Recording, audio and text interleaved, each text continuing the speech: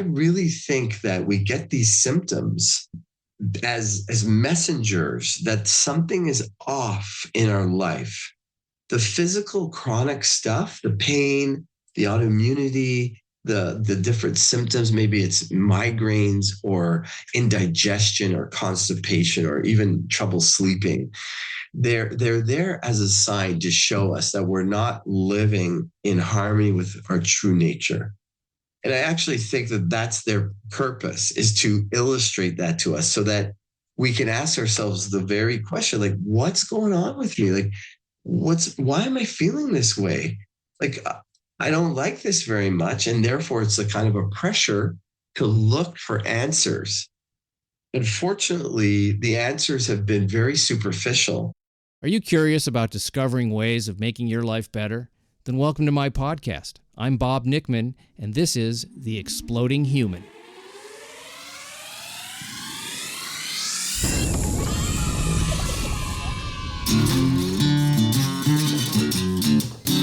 Listen in while I talk with all kinds of people in the fields of personal growth, health and healing, alternative therapies, psychology, spirituality, environment, and the future. I'm looking for those answers that make life better for everyone. You'll meet cutting-edge practitioners, doctors, artists, filmmakers, business people, and those who have overcome challenges. The brave, the curious, anyone who's out there helping us humans to explore, expand, and explode. Hey, welcome to The Exploding Human. My name is Bob Nickman.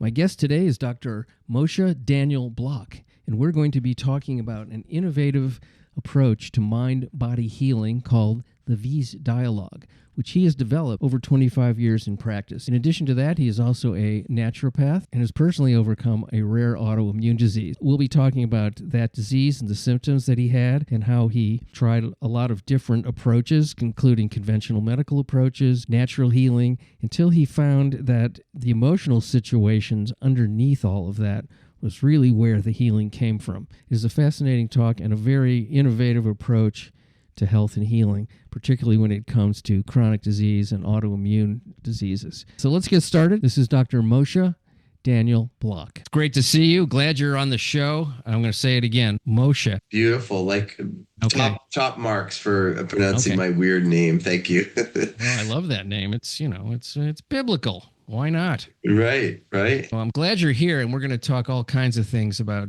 health and your path. Let's start with the one thing that I found out about you. I mean, I found out a lot about you, but let's start out with the health issue that you had.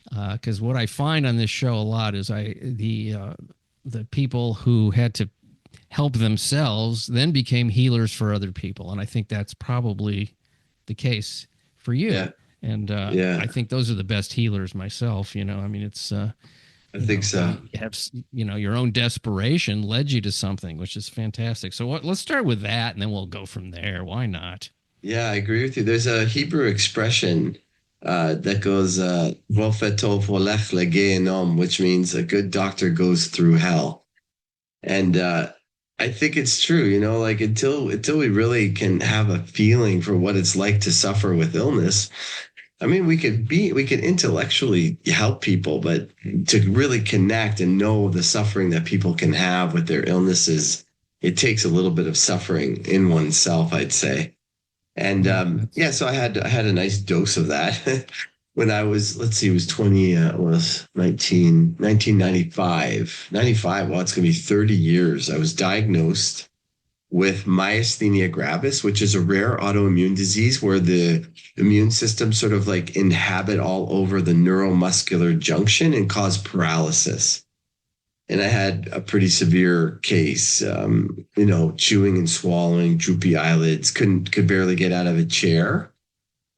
Yeah. And I tried all kinds of things. I tried a lot of the things that were indicated for autoimmune disease. It's an autoimmune disease. I tried things specifically for myasthenia gravis. And, maybe with a teeny bit of improvement, but as long as I wasn't on it, it would sort of relapse back to square one.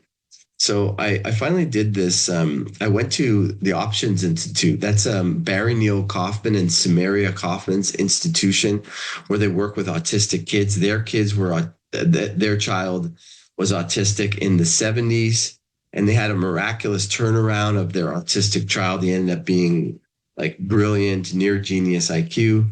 So I went out there to learn about belief systems, and I actually had my own case taken by one of their trained people in what was called at the time the Optiva dialogue. And I learned the Optiva dialogue in a short amount of time, and I've applied it in practice and transformed it into what is now what I call the Vis Dialogue, VIS, which stands for, it's Latin for the healing power of nature. Vis medicatrix naturae. And, during this talk, this dialogue that I received, I got down to this belief system that I was carrying in my subconscious, which I didn't even realize. And was basically, I believed I needed to be perfect. And if I judge myself as not perfect, I would also execute punishment, judge, jury, executioner. So, that wasn't perfect. And then I would internally chastise myself, condemn myself. And so what I discovered is that by realizing that I had this belief, I also realized I didn't need to believe this. I just had never realized that I had this belief. And by releasing the false belief, because it was false, I had a spontaneous healing. Literally, my muscles gained strength. My eyes cleared up. I could breathe properly again. I took my first proper breath in months.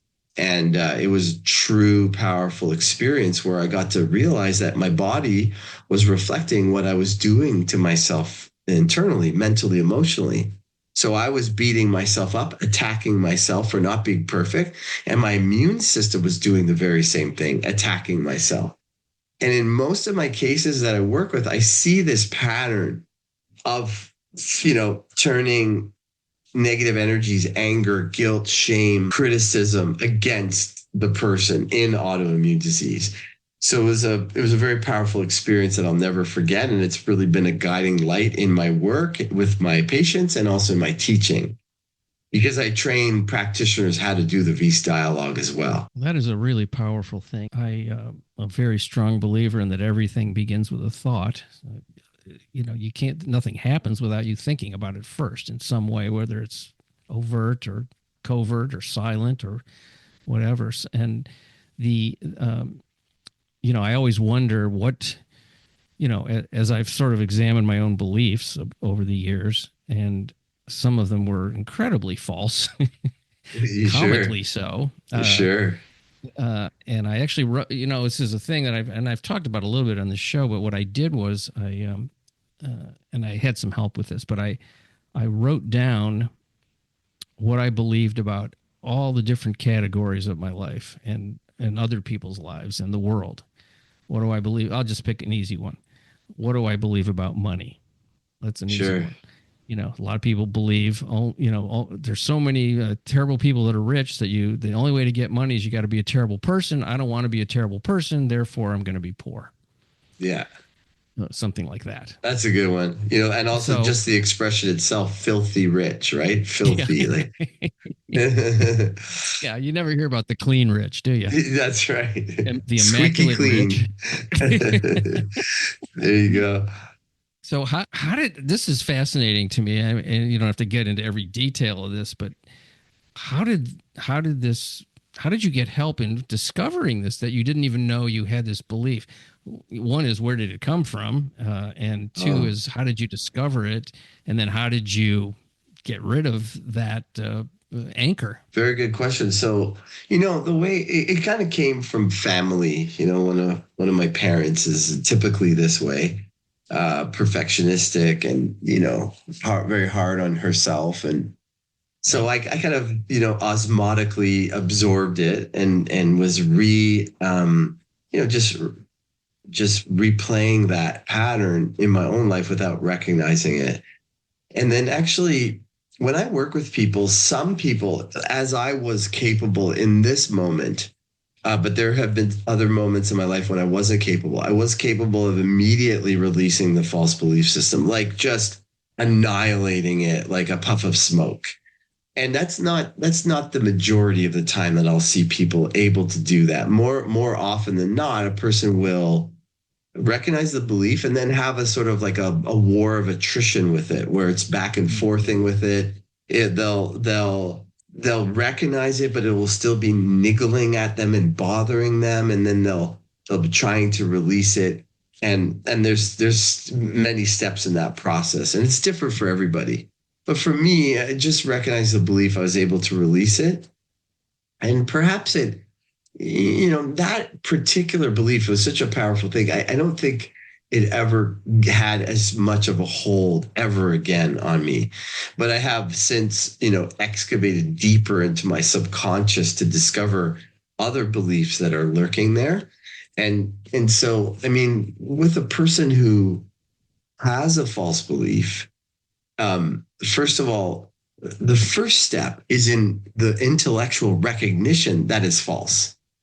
Because what happens most of the time is a person will say, well, I know it's not true, but it feels true. And there's this split that we see in our intellectual nature and our emotional nature. It's literally the opposites at play, the opposite of the masculine intellect and the feminine emotion. And we all carry this polarity. And, peace and enlightenment comes from the union of the opposites, them dancing together beautifully and making love as they unify. But we tend to in our present culture, I say we tend because some are better at this than others, we tend to have a split between the masculine and the feminine. So they don't operate very well together.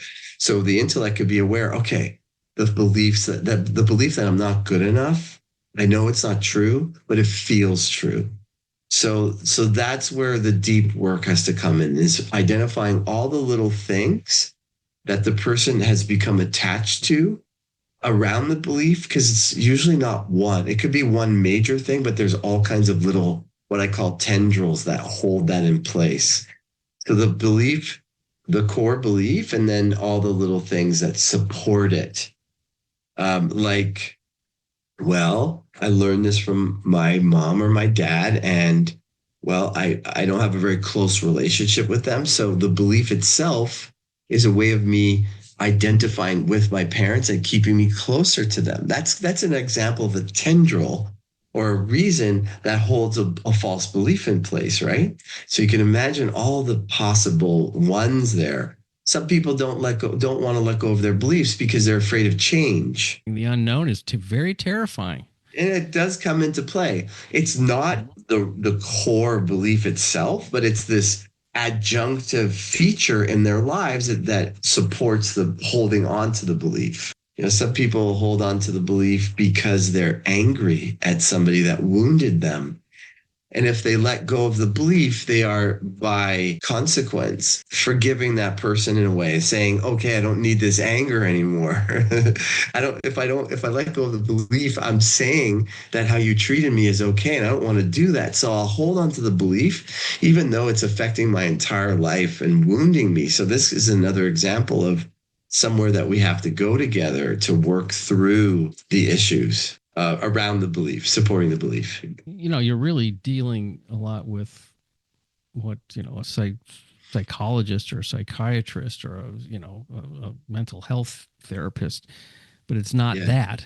I can tell that it's different because, you don't really get into what you're talking about in those situations, certainly not in talk therapy. I mean, I certainly, it's good for the uncovering of things, maybe even discovering a few things, but discarding them, it's not great at that. No. That's sort of where it falls short, in my opinion. You can stay in a talk therapy situation for years and not have much movement in terms of the feeling. Absolutely. You're very astute about that, Bob. So first of all, I have my patients and also my students' patients that come through my program tell us that one session with the Vis Dialogue is like years, sometimes 10 and, sometimes not that often, more than 20 years. One session is like more than 20 years in therapy. And the reason for that is that we don't give advice. We're not telling you what you should think, what the truth is for you. We're just asking questions. That's what the Vis Dialogue is based in. Because by asking people questions, it gets them to reflect deeper and deeper so they can see the truth for themselves. Because when the expert offers the truth, let's say we assume right now it's the truth, because it could also not be the truth, and that's another problem. But let's say we assume that the expert is offering truth, then the person is in a very different place where they're getting the truth externally. So A, they have to be in a place of trust to receive it. B, they're, I like to liken this to taking the rat. The rat is going to earn its cheese when it gets through the maze of its challenges. But if we take and we give the rat the answer, we're giving it the cheese, it won't know how to get through the maze itself. And it becomes problematic when we give the answer. Also, there's nothing more powerful than a person seeing for themselves what their problem actually is. And it requires a very deep dive into the subconscious. It requires a lot of questions, and it requires the expertise of how to ask the questions and when. So there is when to ask certain questions, when to ask other questions, because the deeper we go, the more we have to change the type of question we ask to be a more focused and concerted question. And so that's if the therapist is right. There's these problems. If they're wrong, obviously we can understand the problems with the therapist giving bad advice, wrong advice. And this happens quite a lot. So I think it's so effective. What the Vis Dialogue offers is because the practitioner is not the expert. The patient is the expert. They know the truth. That's what we assume. And it's a good assumption, It's actually one of the most, I think, the most powerful reason why this works so well is because inside of each of us is the great I am, which is pure consciousness. It's the template, the substrata for all existence. So every person, regardless of where they're from, their demographic, their age, where they grew up, the substrata for their person is this pure consciousness. And that pure consciousness has a statement, is I am. And, we call that God. We call it love. We call it lots of different things. I think all are true. It is unconditionally okay. This pure nature inside of us we are unconditionally okay. But we start to identify with things in our lives and we become conditionally attached. So, the common story is that a human being grows up in a family where they're not getting exactly the love and the attention that they ought to get. It's common. It's because, we're wounded and our parents are wounded and their parents were wounded. And so we don't get nurtured the way we ought to be nurtured. And so then whatever way we perceive is not receiving properly, for example, it could be attention or my voice heard or love or time with my parents or something. Then we start to identify, I am not happy because I am not getting that attention, or I'm not getting that time or that love from my parent. And therefore, in order for me to be happy, I must get attention. I must get love. And then we externalize our okayness to that condition that needs to be met. We end up spending the rest of our lives trying to make the condition be met. And we suffer as a result of this. And even if we get the condition met, we suffer with the fear of losing the thing that we think we need to be happy and okay. So again, the reason that I think the Vis Dialogue is very powerful and very transforming is because it's based on this principle of okayness, that we are inherently okay. So it becomes easier to detect the conditionality in our mind of what we believe we need to be happy or to be okay. And that's what we work to release and to transform. It's a beautifully articulated idea there. It's quite Cute. amazing. And I was thinking about what you say, and and we suffer, and not only do we suffer, but we cause other people suffering because we're seeking something that can't be found where we're looking for it. Very, very good point. Exactly. Exactly. And we start to pull on others to meet our conditions, right? And that's what causes the suffering for others too. Yeah, it's well, you're trying to control something that's, trying to control another person. I mean, that's a recipe for animosity. Absolutely. Or maybe at best of unhealthy codependence, right? Like, well, I'm all for that. Healthy codependence. Let's sign me up. Sign me up. Okay, now here's the next part, because I think people are going to be thinking about this. You had an autoimmune disease, so this is the sort of mental and emotional part. Yes. What about the physical part? Oh, great question. So you treat. I think you treat people. What you call them, patients or whatever you want to call them. They come in with a physical problem. So are there other things going on too that can be helped with? And I'll just pick anything: supplements, lifestyle changes. These kinds of things. Okay, well, so that's a brilliant question. So first of all, how I'd like to address it is the answer is yes. There are other things that we could use to help with the physical part. However, in its pure form, this is mind-body medicine, what I'm expressing in my awareness, right? Because that's a term that's used even in conventional medicine, mind-body medicine, and they're not doing the same approach. So this is my version of mind-body medicine, and also holistic medicine, in the sense that we are whole. We are made up of different bodies that we inhabit. Our consciousness inhabits the mind, the emotion, the vital body, and the physical body. And so that's at play. And I have seen, as I said to you earlier with my example, that the body is a reflection of the mind. So in autoimmune disease, the reason why the cells are attacking the self is because that person is doing the same thing. So in other forms of illness, the physical symptoms are manifestations of the inner disturbance of the mental emotional, sometimes a pure crystallization of the mental emotional issues. So like, let's say somebody came in with very bad back pain. I would start by asking them about the back pain. We're not going to jump in and say, okay, where are you struggling in your life mentally, emotionally?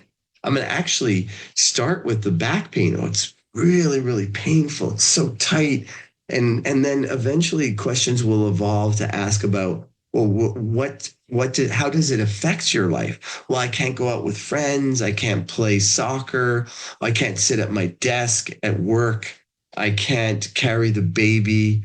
And each of those things represents some special quality that back pain is representing or holding for that person's issue. So, for example, if they can't hold the baby, well, that means something quite different than they can't sit in their work, and they can't sit at their work desk.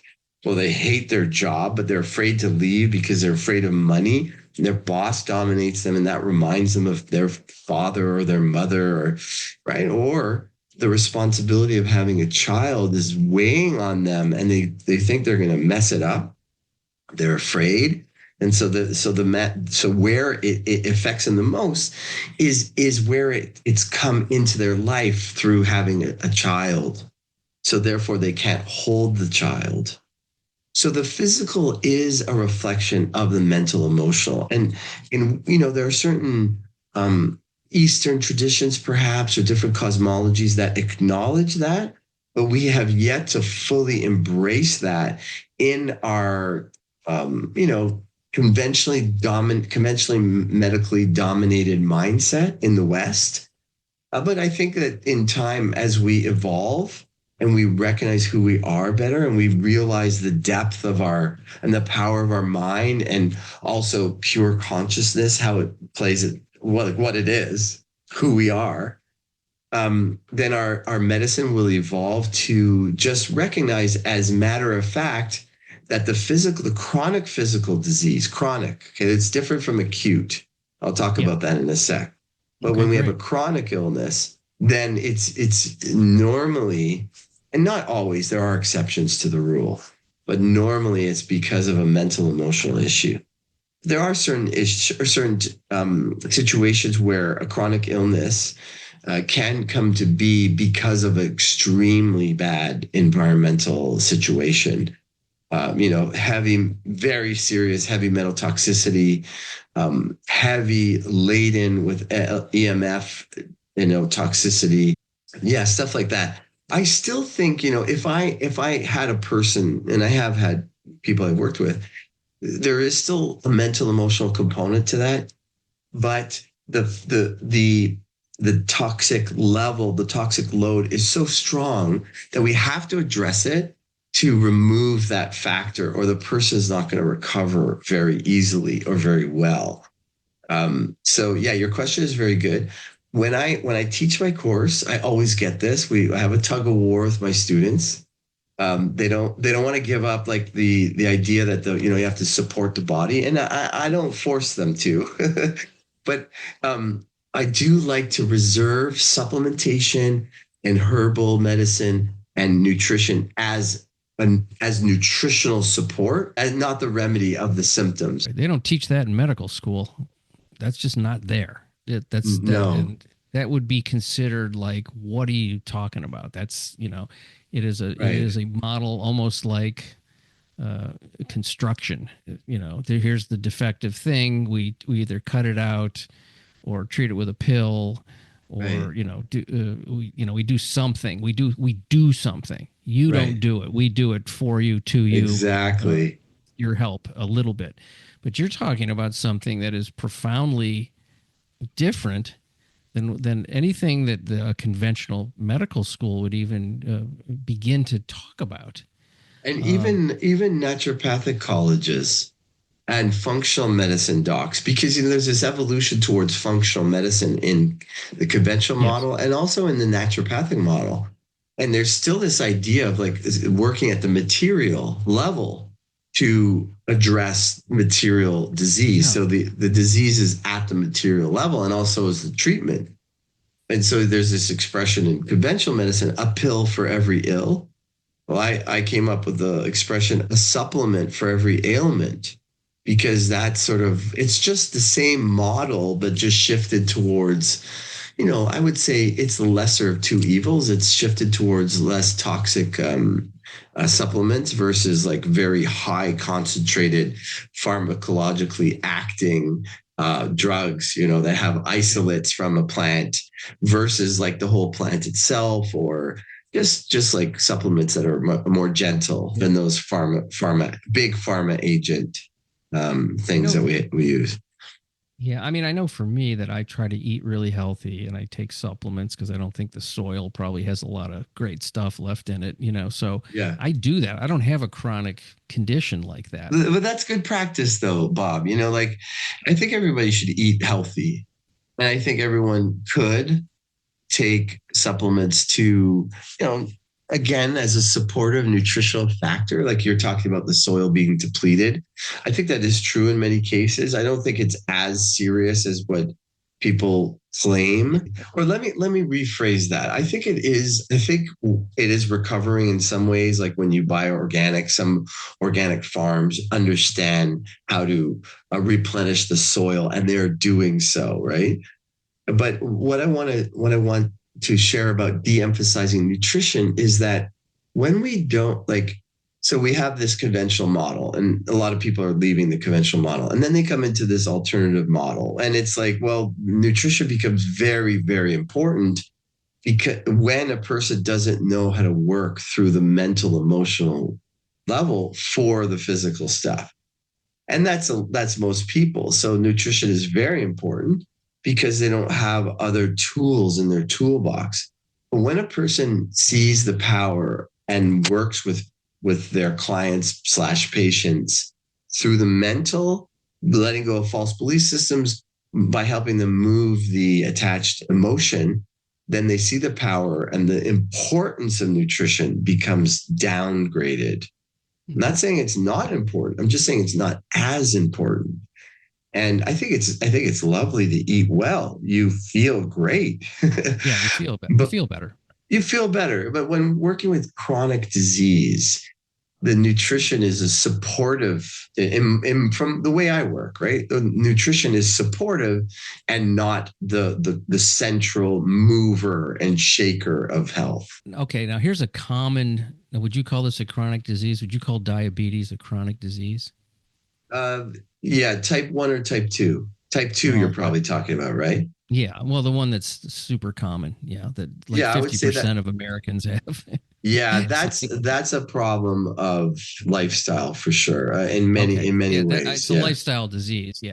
Okay. Give me an example of something that, an autoimmune disease is very obvious. It's very strong, and I don't know a ton of people that have that. I mean, I have intersected with people. I've had relatives that have had lupus. I mean, so I understand how serious that can be. And I was thinking about, what are some other, what's like one of the more common ones that we can talk about that people can maybe grasp onto a little bit more? In autoimmune conditions? Yeah. Like rheumatoid arthritis is quite common. Great one. That's a great one. All right. My mother had arthritis, so I can really grasp onto this. Yes. All right. So what you're saying is that is something that is rooted in a belief or many beliefs, a mental condition. Yes. And it's not something, you're not attacked from the outside. You don't catch it from a drinking fountain. There's not something wrong with you. There's nothing wrong with your joints that they're like having this immune reaction. Correct. Yeah. Okay. Well, that's a fascinating idea because there's a lot of people that suffer from that. A lot of people. Yes. I even have a little bit in my pinky. I have a little bit. Sure. But I saw a little bump. It hurt for about a month, and then it just stopped hurting, and it was a little crooked. So doesn't really affect me as far as I know. Thank God. So, but that was I would chalk that up to the aging process because it didn't happen until I was in my 60s. Yeah. But I don't have a severe case of it. My mother did. She really was.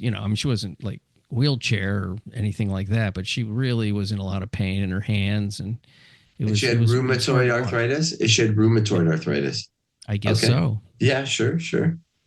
Yeah. So I'm thinking, and when I think about maybe some of her issues, I could see that there was a mental factor possibly, and so, if somebody wanted to, let's say I've got arthritis and it really hurts and it's not getting better, it's getting a little worse. What would you do with somebody like that? Like they come in and you ask certain questions. You'd say, when did it start? What are the symptoms like? What comes along with the symptoms? How painful is it? What makes it better? What makes it worse? So these are what I call the nuts and bolts questions. This is just getting as thorough a background. And I also want to hear the language of the person and how they describe the pain. Because when there's a naturopathic doctor that's a friend of mine, Dr. Paul Epstein, and he's one of the other few mind body, like literally working on the level of the mind with his patients. And he has a phrase that he calls where the biography becomes the biology. So the person's life story literally becomes a part of their biology. So when I start working with someone, I will ask them how the pain feels, and I'll keep asking and asking and asking. And eventually it'll sound not like they're describing pain in their body, but emotional pain, right? Like they'll say something like, oh, the pain is it just occupies my attention. I cannot ignore it. And what's that like for you? Oh, it's very frustrating because it's always on my mind. And I feel like there's no help for it. And what's that like for you, not to have any help, something always being on your mind? Well, it's like, it feels like there's no escape. There's no escape from this pain. And then at some point, I could ask, I might continue to delve on this line, but at some point, I can ask what I call a reflecting elsewhere question is, does that sound like anything in your life where you feel like you can't escape? Oh, yes, absolutely. With my husband or with a friend or with my daughter, I'm having a real situation and I can't escape it. So then you could see literally that the way the condition literally feels in their life is a crystallization of how they feel in their life. Mm-hmm. And you mentioned lupus. I actually had a patient with lupus arthritis, and this exact sort of thing happened where she said, doctor, you got to help me. The lupus, the arthritis is really bad. I feel like I'm on a roller coaster. I feel like I have no control over this aspect. And then by delving into things, it was actually, I asked her how she was doing with her husband. She said, oh, I feel like I'm on a roller coaster. I have no control in this situation. It was literally a carbon copy of what she described her arthritis to feel like. So I really think that we get these symptoms as messengers that something is off in our life. The physical chronic stuff, the pain, the autoimmunity, the different symptoms, maybe it's migraines or indigestion or constipation or even trouble sleeping.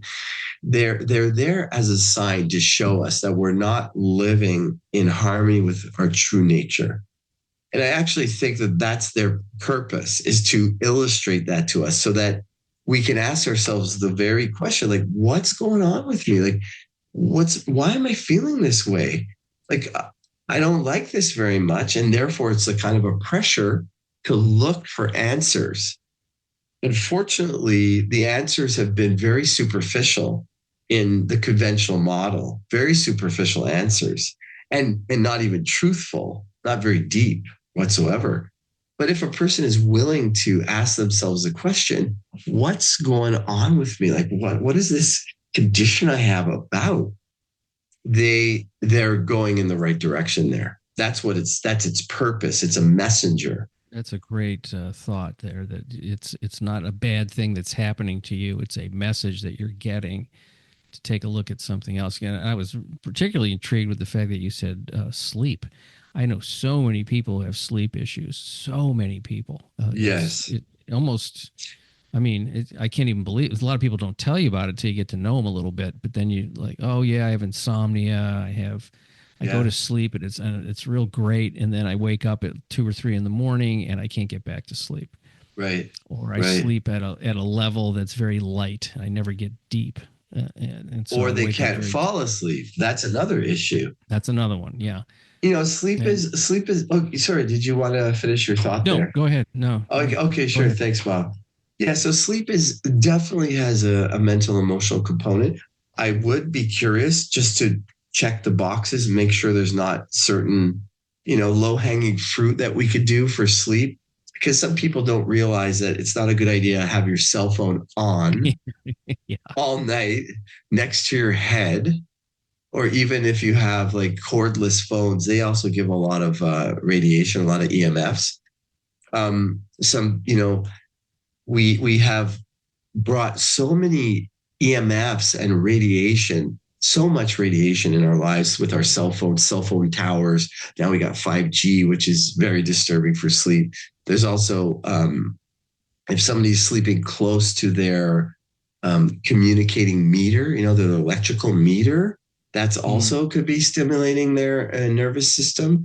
Some people are more sensitive and they will for sure be reacting to these factors. Yeah. And others are not as sensitive and they won't react to those factors. But if they're having insomnia, there's something bothering them, not allowing them to let go. Because when you fall asleep, there's literally a letting go process. So if you're having trouble falling asleep initially, there's a letting go issue there. So there's some kind of control.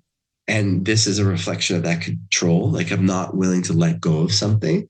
And if it's, you're waking up in the middle of the night, well, you're moving through the dream world, the emotional field, the subconscious mind.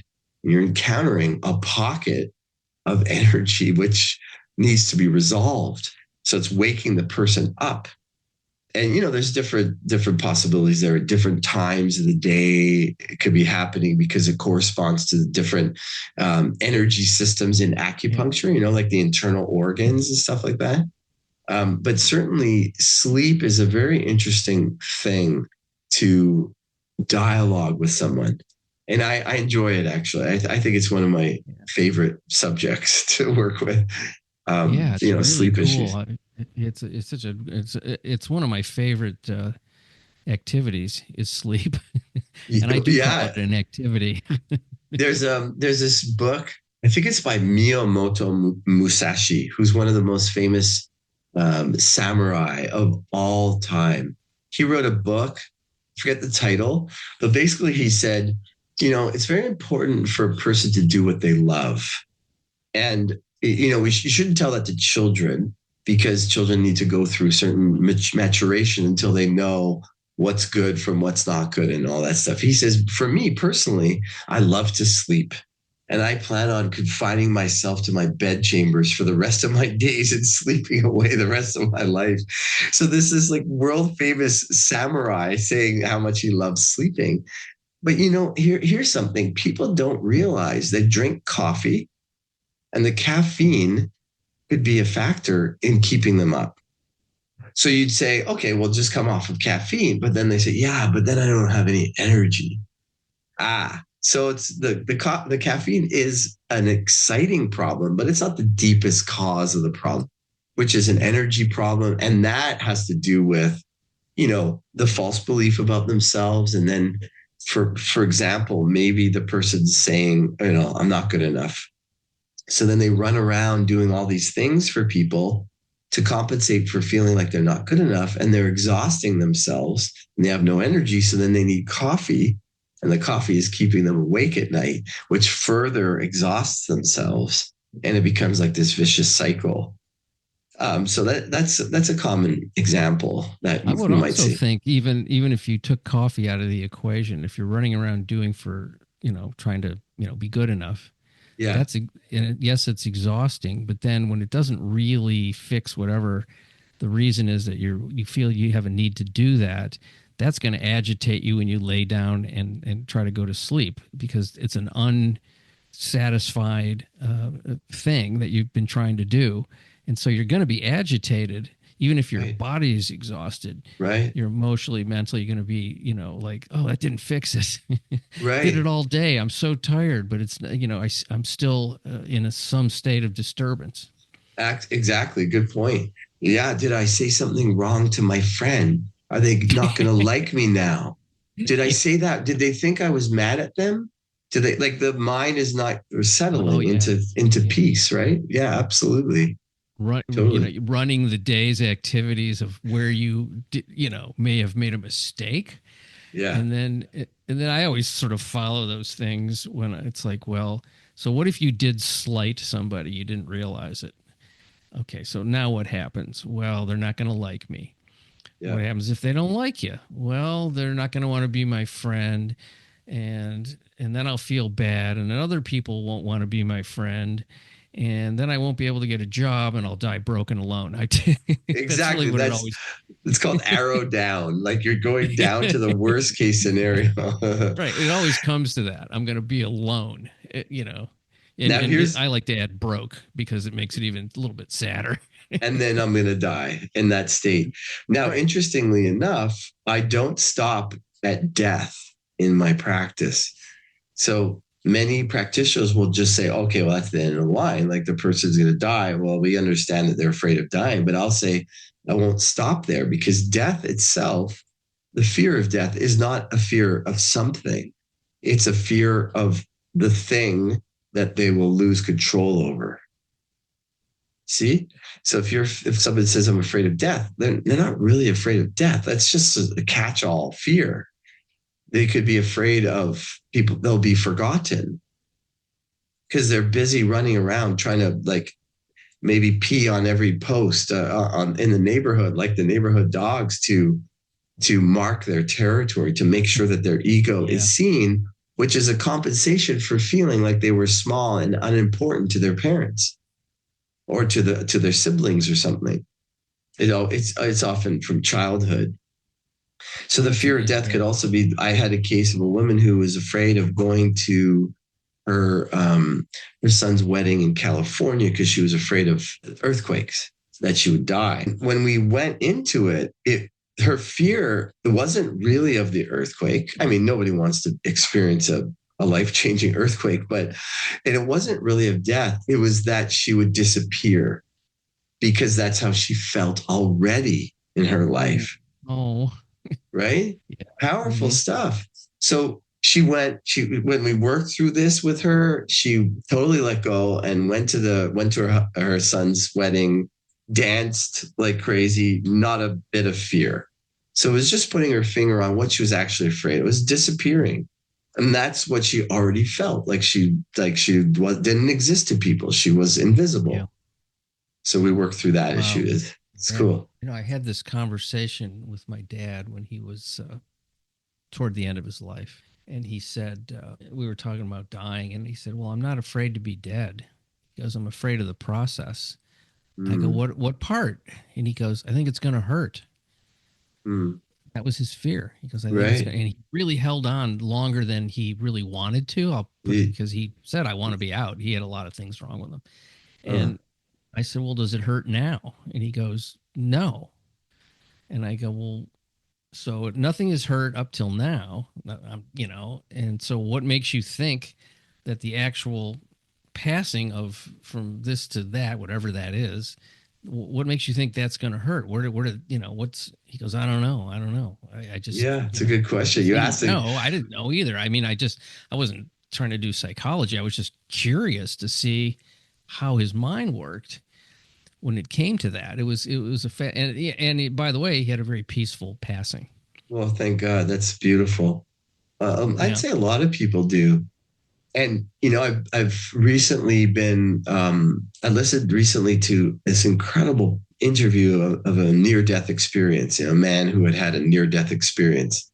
And there's an incredible book called Proof of Heaven by Dr. Eben Alexander. And it's such an amazing testimony of what we encounter on the other side.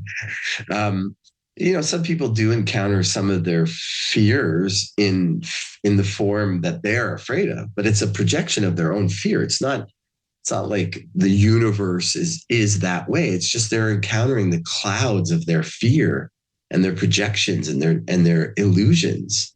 So there might be a little bit of encountering of that, but then, you know, one needs to keep one's eye on the prize, so to speak, right? The prize being the bliss of heaven, the love of God, the peace. That's what predominantly all these near-death experience people will be sharing. Is just beautiful, like unreal colors and sense of peace and like the spring breeze blowing through you and just beautiful terminology there to represent these higher worlds that we go to after we move on from this life. Yeah, those are some amazing stories to read. Those people that have, you know, passed away and come back. Yes. Never fully did it. Sometimes during the day, it's just sort of a joke. I feel, you know, like I'm not fully alive, like I'm having a near life experience. Right. Totally. Yeah. I mean, it's a little bit of a joke, but there's times when you just go, this isn't that great. It's okay. Yeah. Sure. And all of like the more we are in the intellect, like thinking, the world of thinking, the more we become disconnected from the aliveness of reality, the bubbling life energy of nature and other people around us, and just the moment. You know, we're taken out of the moment by having all this chatter constantly. Yeah. You have a better time dancing or you know, having listening to a lecture or giving a lecture. Dancing. Everybody likes dancing. I mean, even if you're not good at it. Sure. I appreciate that. I could argue that, there's some people, if I could hear a lecture from them, oh my gosh, I'd be riveted to the spot. Well, because that's like dancing, because the way they're doing it is an experience of Right. And other I'm so dimension. highly engaged and interested, right? Absolutely. Yeah. Just to be less thinking, like that's important, and to get good, get training, read about it and get training in how to still the mind, how to achieve stillness of mind, and how to sit in stillness, quiet, not needing to do anything, not needing to fix anything, not needing to do anything, actually. Stillness. That is a beautiful formula for peace and health, which, I would encourage any, if you don't even have to do training, just sit and see what happens. Like experiment with it, bring your attention, your concentration on your breath and around the heart chakra, the middle of the chest, and just breathe. And then the thoughts are going to come, and then just observe the thoughts, but allow them to go away, like drift away, like clouds passing through the sky. And then just keep this intention of stillness. Kung Fu Panda, they're always saying inner peace, right? Inner peace and stillness are synonymous. It's the same thing.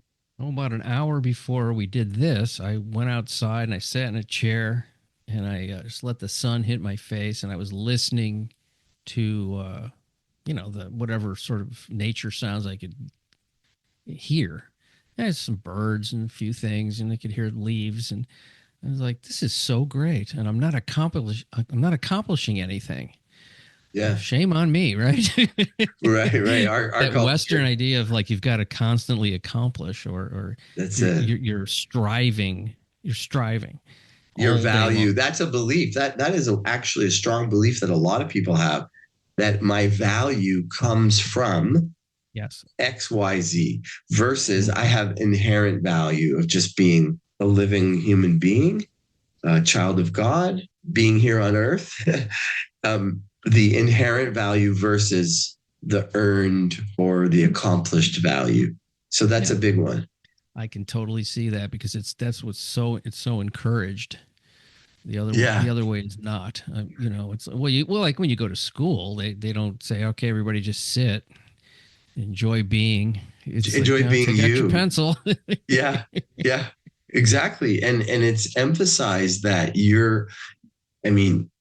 definitely students their self-esteem will be strongly altered by how they perform in this structured, very specifically delivered form of education that we have here in the West. There's different kinds of education that are much better, and they encourage the student where they're at. Some are more left brainy intellectual, some are more right brainy creative. And a person who is less mathematic is not any less of a person. They're just not as good at math. That's it. Yeah. But they could, and I've certainly seen it so many times, their entire life will be formed around this low perception of their self-esteem because they don't perform as well. But that's not who they are. Did you ever have those career aptitude tests? Did you ever have to take those when you were? They weren't tests. They were sort of a thing where they kind of were like tests. Like, would you rather do this or this or this or this? Right. So then they had you pick certain career choices. Yeah. And it was and I remember thinking, I said to the teacher, I raised my hand. I said, I don't want to do any of these things. Well, you got to pick one. I go, why? Why do I have to pick one? I don't want to do any of it. Right. I don't even know what an engineer is. I mean, I was a kid. I was like middle school. No, you got to pick one. Put something like they were going to track you with the classes based on, what you picked. They never did that, but it was this.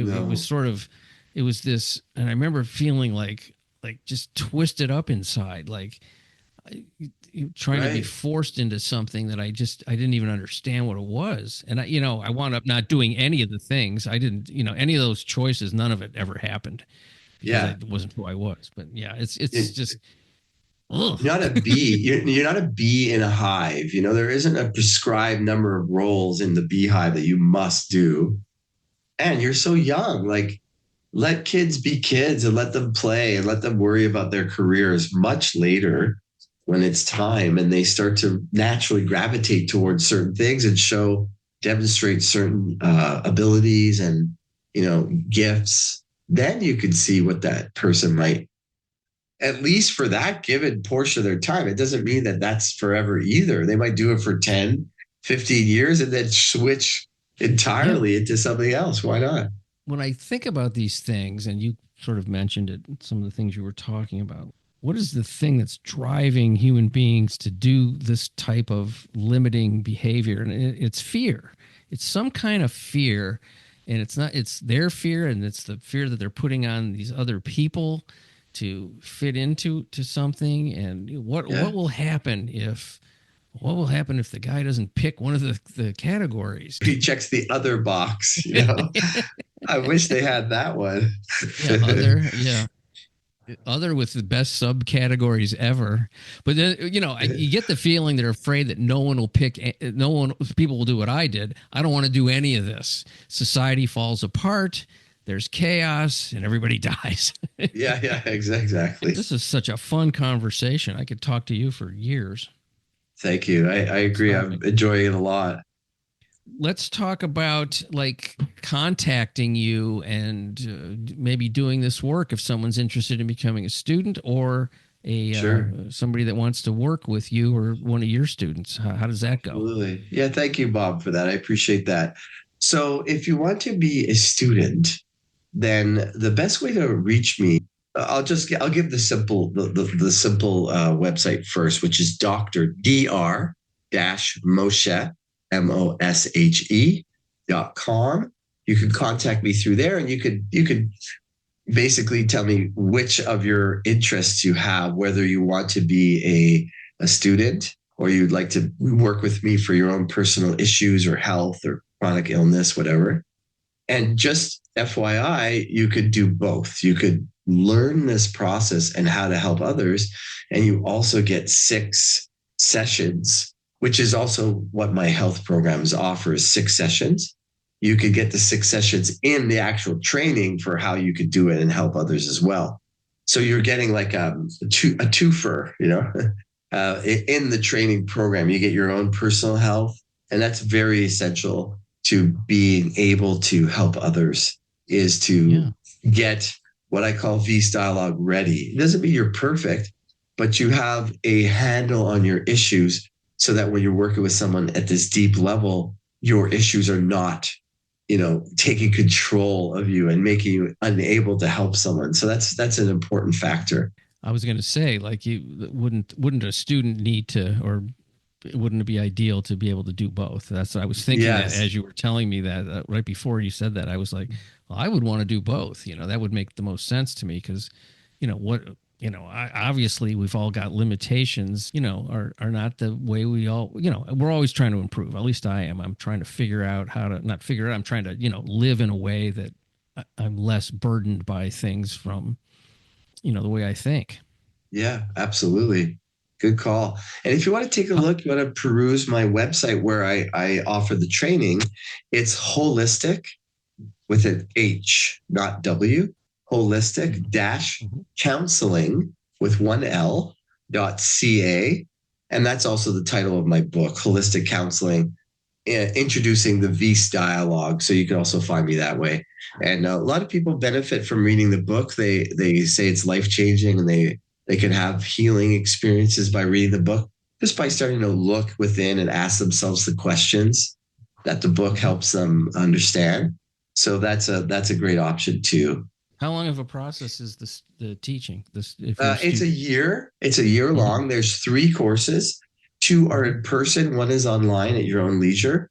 And there's 6 sessions, and then there's 6 mentoring sessions. So I mentor you in how to do the dialogue. That's very effective because it's challenging. And so that means if it's in person, they go to where you are, which is Tennessee. That's right. I'll be holding the classes in Tennessee.